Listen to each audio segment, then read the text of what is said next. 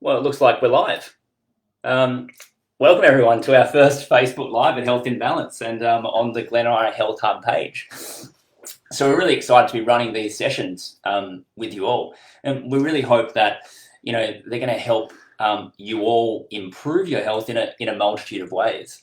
We see it as a great opportunity to get more interaction with you all, and oh, just getting a couple of hellos there. Hello. Um, um, and we see this as really great opportunity to give you all the chance to ask us any pressing questions that you may have about your health. So today is our first part of what we think is going to be a three-part series on sleep, and sleep's such a huge topic, and many of us really, or many people just really aren't aware just how important sleep is for our health. It really underpins all of our health efforts, and it's really the foundation of human health. So today we're going to cover a bit of a brief overview of why it is that we sleep. And we're going to have a look at some sleep stages and how they benefit us in different ways, and also have a look at some of the key issues that can arise when we're not getting enough sleep. So there's going to be a little bit to cover today.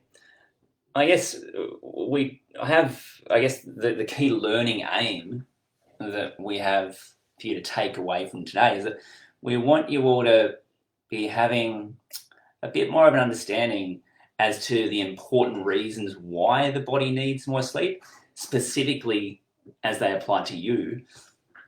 And perhaps as well, equally as important as well, is that realizing that having a good night's sleep is so much more than just the avoidance of feeling a bit tired the next day.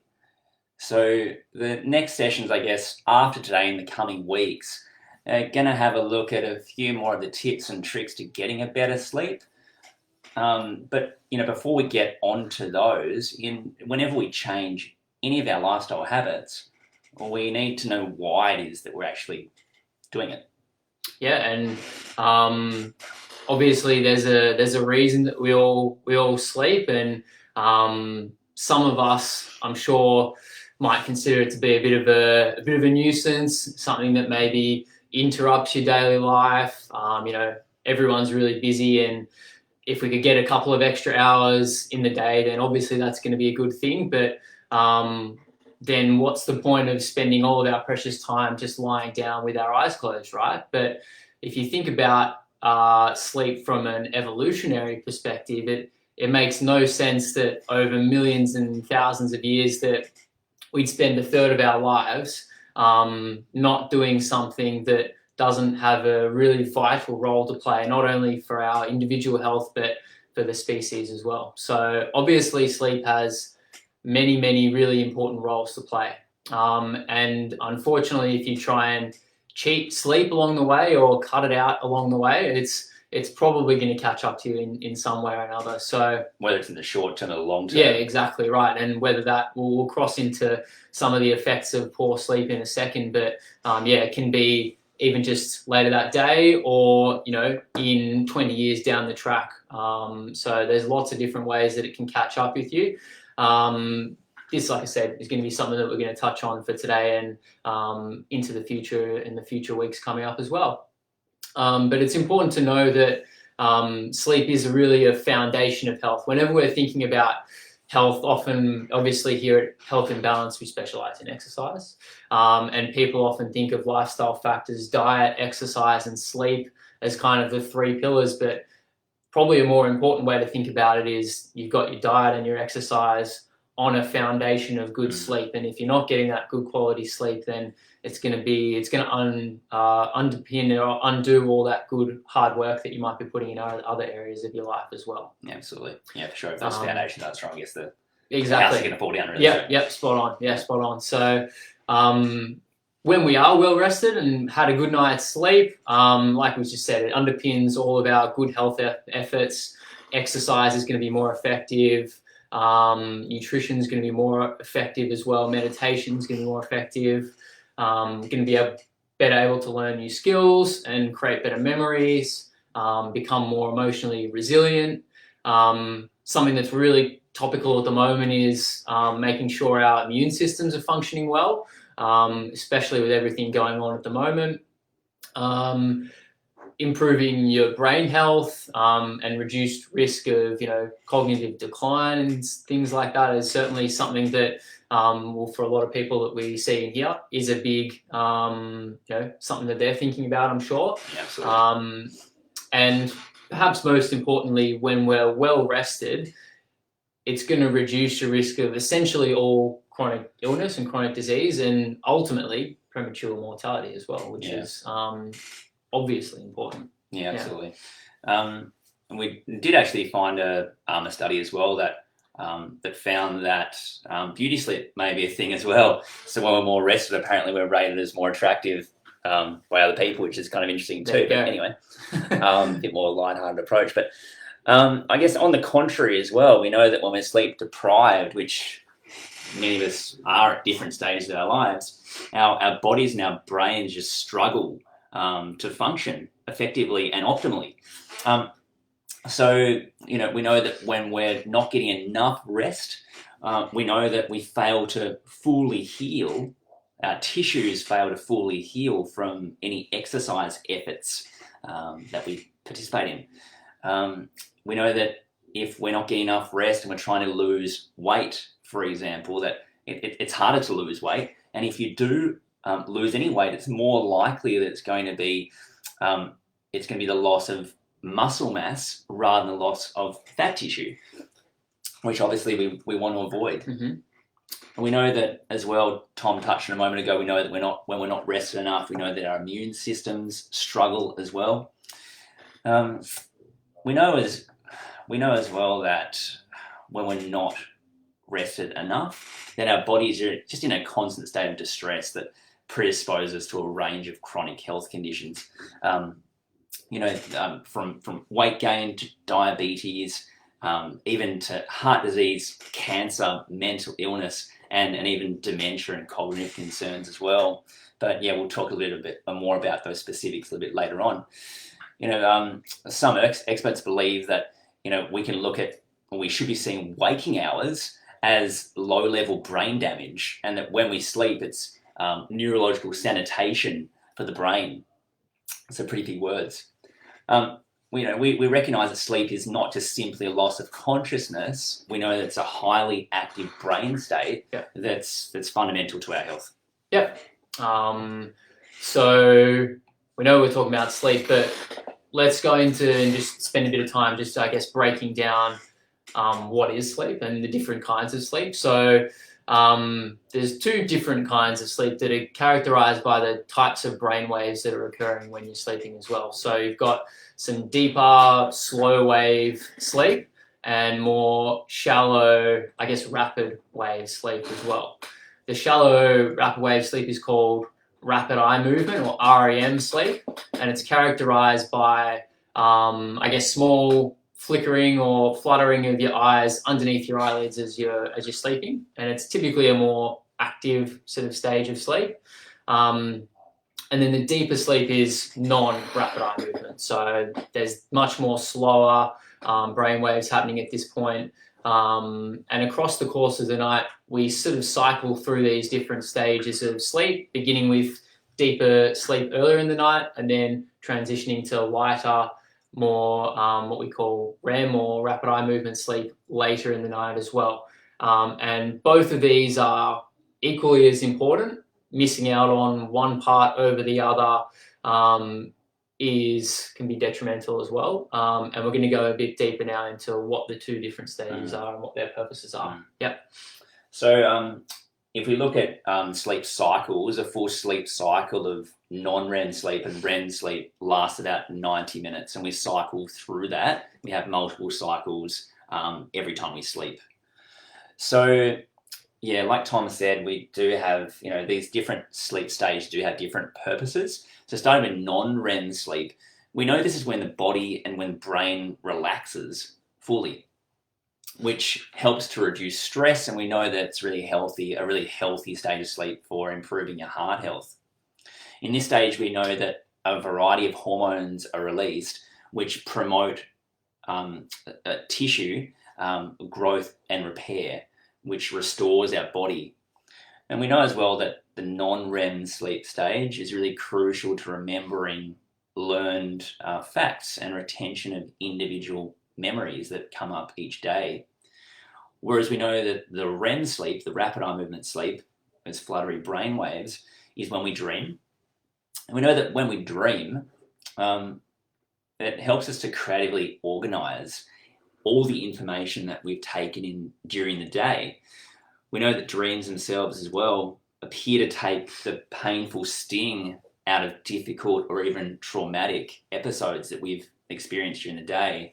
And in this way, dreaming provides a kind of emotional first aid, so that when we wake up the next morning, we've had a bit of a psychological resolution to any sort of traumatic, things that may have occurred the day before. Yeah. We also know as well that dreams help us to connect new information to our existing knowledge, and in this way, it helps us with creativity and problem solving.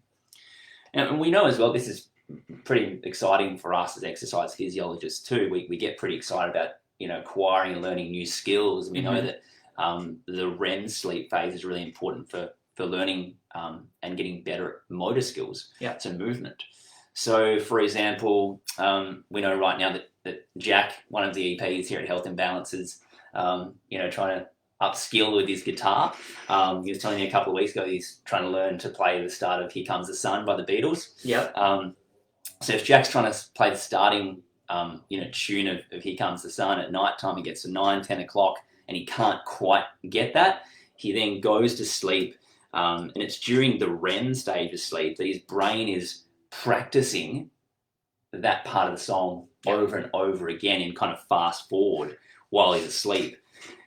He's then going to wake up the next morning and he's likely to be able to play it flawlessly, which is really cool. So I find that a similar situation when you're doing like some kind of puzzle or a crossword or Sudoku or something like that, and you get to that point where you're just stuck, and then oftentimes you literally can sleep on a problem or things like that, and then the next day, you go back to it and it appears a lot simpler than what it was, and sleep's got a really, really big role to play in that as well. Yeah, absolutely. Yeah, cool. So we've touched on what happens and what sleep is, but now let's touch on, I guess, what happens when we don't get enough sleep, which is unfortunately a big population of Australia and around the world. Most of our knowledge about this comes from studies that look at a lack of sleep and what impact that can have. And we wanted to touch on a few areas of human health and disease that we feel are, particularly pressing for a lot of people that we see here, but everyone can benefit from as well. So the first section is around weight management, and we did sort of touch on this a little bit earlier, but unfortunately, a lack of sleep can be associated with weight gain or less successful attempts at weight loss as well. There are a couple of hormones which tell us whether we should feel more full or whether we should feel hungry. And the balance of these can be thrown off as we go along. So there's a hormone called ghrelin, which is a hunger hormone. If that's being produced, you're probably going to be more likely to be hungry. And leptin, which is too much of that floating around. And then there's another one called leptin, which is the satiety or fullness hormone. So if that's being produced, you're less likely to feel hungry. What happens with poor sleep is we know that the amount of ghrelin gets overproduced and leptin underproduced, meaning that you're probably more likely to be more hungry more often the next day, and unfortunately as well make some poorer choices when it comes to food. There was an interesting study that's been done around sleep deprivation, and then essentially they were in a hotel and they were offered a full buffet, anything you can think of to eat, nice healthy fruit salad, vegetables, all the way through to cakes and sweets and things like that. And people that were more sleep deprived, just of their own accord, decided to go for the unhealthier options, regardless of their body composition or attitudes toward food or anything like that. People more rested were more likely to go for healthier options, right? Exactly. Yeah, exactly right. without even thinking about it. Yeah, Just naturally. exactly. And that's, I mean, something that's, you know, a lot of people thinking about, you know, why can't, I'm finding it really hard to lose weight. I'm always hungry. I'm not good at making good food choices. And maybe sleep might be playing a role in that as well. If you're getting a little bit less sleep, your body is literally working against you to prevent that as well. So exactly right. Definitely something to think about for a lot of people. Generally, if we're underslept, we're probably going to feel less satisfied when we're eating. And as we mentioned, the change in the hormones can definitely do that. Yeah. And Dan touched on this earlier. It's unfortunately, if we're getting less quality sleep, it's difficult. It's more difficult to lose fat stores, which is obviously what we're wanting to do when we're trying to lose weight, but and easier to lose lean muscle mass as well when we're on a diet, but not sleeping as much as we could be. And something that's also pretty similar to, or comes under the same, I guess, banner as weight management and metabolic health is type 2 diabetes and insulin resistance. So we know that a lack of sleep or poor night's sleep can lead to more insulin resistance, and insulin is the hormone that has many roles, but also has one of its major roles is managing blood sugar levels and things like that. So we know that again, there's been more studies that show that if people that slept 4 hours in a night as opposed to more often were 40% less effective at absorbing the glucose from their blood, and led to higher blood sugar levels the next day. So again, we're sort of really presenting a pretty strong case here. Yeah. For getting a little bit more shut eye. Yeah, definitely. Each day. So yeah, exactly right. So we're hoping that all of you on board and sort of watching right now are starting to think about the importance that sleep is going to have for you individually in your life as well. Yeah. So the next thing we're going to talk about is immune function, and what happens to our immune systems when we're not getting enough sleep as well. So we know that when we are rested, when we are getting enough sleep, we know that our bodies are really good at producing antibodies that make us resistant to infections. We know that if we do fall unwell, our bodies are producing more cytokines to fight off the infection, and we're likely to recover faster. We know that when we're sick, our immune system actively stimulates the sleep system as well, which really demands that we get more sleep. So it's really making us go to bed and get a few more hours each day. Yeah. We know that even just one night of reduced sleep reduces our immune system's ability to help us, really. There's a couple of interesting studies that we've been aware of for a while, and one looked at the resistance to the common cold, which we all come into contact with at some point during the course of the year, particularly coming into winter right now down here in Melbourne. One study, they took a group of people and measured their sleep for a week. They then quarantined these people, and they literally squirted the common cold virus up their nose. Yeah. And they found a linear relationship between sleep duration and the likelihood of developing symptoms of the common cold. Mm-hmm.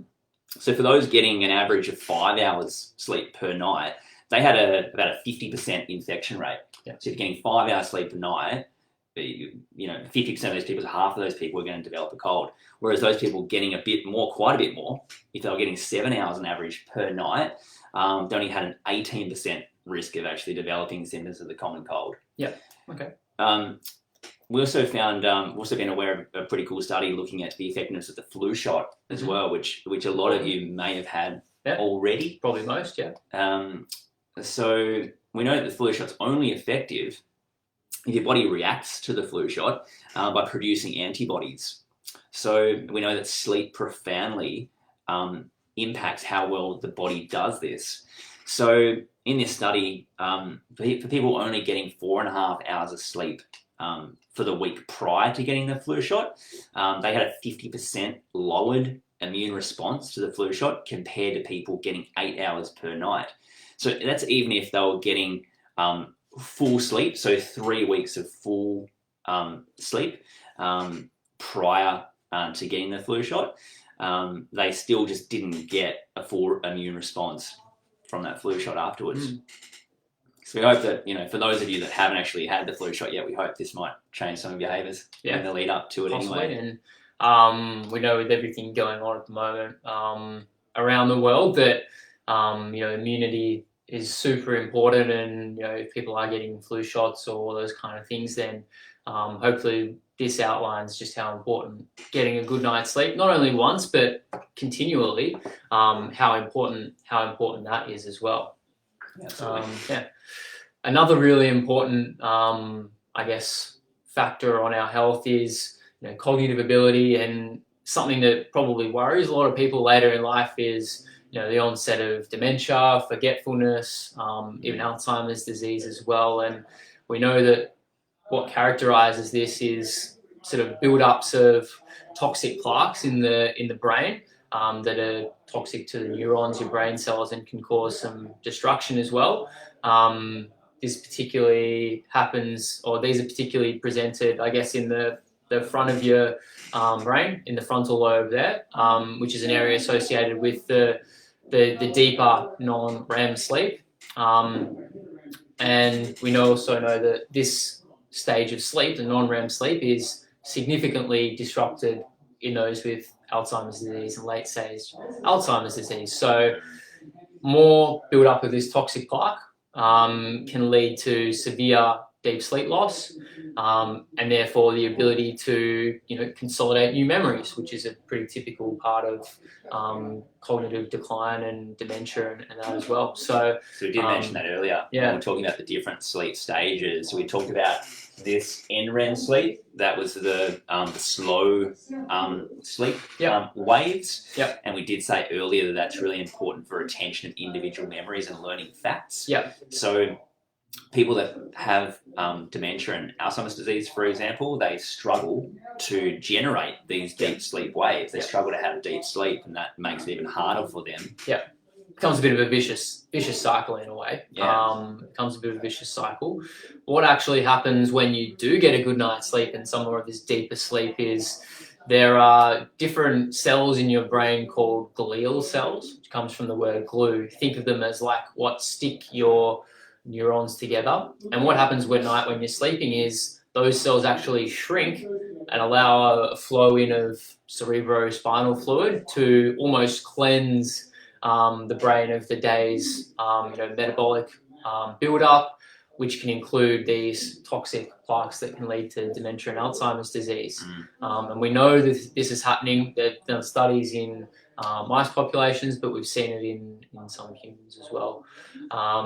So I think then it's reasonable to say that getting inadequate sleep or poorer sleep is related to Alzheimer's disease and dementia, and meaning that less optimal sleep all the way throughout your adult life can definitely increase the risk of Alzheimer's, dementia, and cognitive decline later in life as well. Absolutely. And for me personally, I have a pretty strong family history of dementia and Alzheimer's. So, I take my sleep pretty seriously for that reason. Yeah, it's like of course. Cleansing my brain every night, essentially. Yeah, refreshing as well. Absolutely. And you feel it the next day. You feel it the next day for sure. Of course.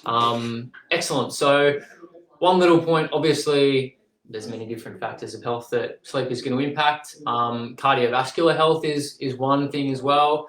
And one really interesting, I guess you could say there's a worldwide study that's undertaken twice per year around heart health and sleep, and that's daylight savings. So once a year, at least in Australia, we wind the clocks forward and we wind the clocks back. And what we see on those 2 days after we do that is a huge spike. I think it was up to sort of something like 20 to 25%. Yeah, it's huge. On the days when let me see if I can get this right. When we roll sleep so that we're getting an hour's less sleep in a night, there's something like a 20 to 25% increase in heart attack numbers for that day across the population. And the reverse for when we wind the clocks the other way and get an hour extra sleep. So that's from one night's difference, really. One night, which goes to show how important even just getting one more good night's sleep can be. And this is consistent every year. This is not just 1 year. This is consistent data across many years. So yeah, very interesting stuff. And I think you're not going to get more powerful evidence that it's good sleep is playing a role on your good cardiovascular health, and getting a really poor night's sleep, or even just 1 hour less, can increase the risk across the population as well. Yeah, absolutely. Yeah. Fascinating stuff. A couple of more sort of final points we're going to touch on here as well is in regard to concentration and alertness, and also learning and memory as well. So, we've said it a number of times, and all of you would know that many people in our society operate in a sleep deprived state. A lot of people are burning the candle at both ends, really, like day in, day out. And we know that sleep deprivation is a huge contributor to road accidents, and we see this coming up in the media every now and then, whether it be on the news or in the newspapers and whatnot. And we know that may be, at least in part, to the fact that being awake for long periods of time reduces our alertness. So one study actually found that being awake for 19 hours, which many people do routinely, day in, day out. Many people operate on 5 hours sleep a night and think it's normal.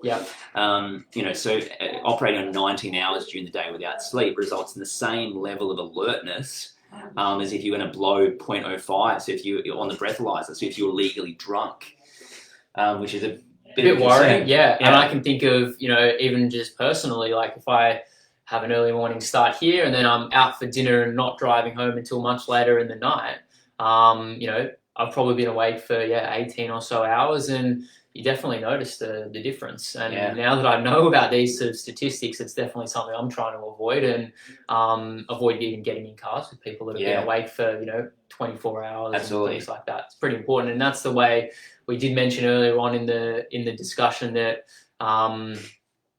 if you cheat sleep at somewhere along the line, whether it's one night or you're trying to just stay up for as long as possible, it's going to catch up with you at some point. And unfortunately, we're seeing that more and more often these days as well. I guess the final point as well is in terms of learning and memory, and we know there's a lot of research that looks at sleep deprivation, if you're not getting enough sleep, and your ability to learn new facts and learn new concepts. So we know that if you don't sleep the very first night after learning something, you lose the chance to consolidate it.